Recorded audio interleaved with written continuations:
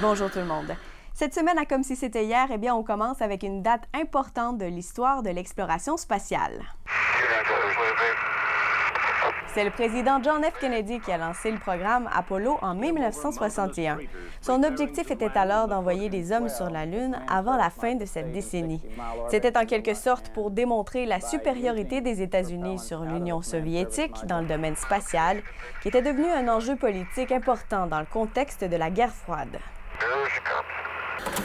Parlons maintenant d'une date marquante pour la Matanie. Eh bien, c'est le jour de la fermeture de l'usine de la compagnie Canadell à Matane, survenue le 5 février 1996.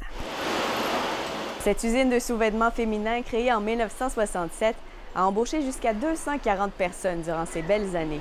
Sa fermeture entraîne la perte de 193 emplois, dont 178 couturières.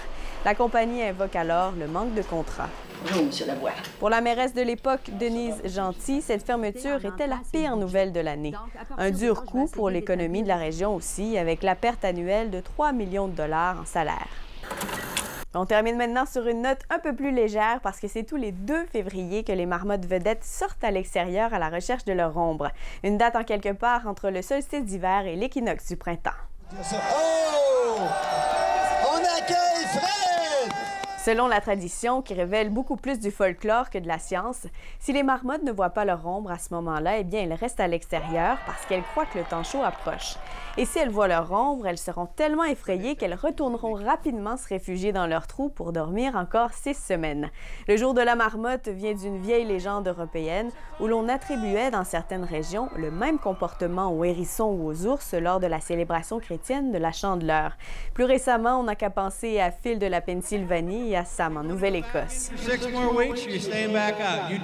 Chez nous, eh bien, c'est Fred la marmotte gaspésienne qui vole la vedette. Depuis 10 ans maintenant, la communauté de Val d'Espoir se réunit devant l'église chaque année pour attendre sa prédiction.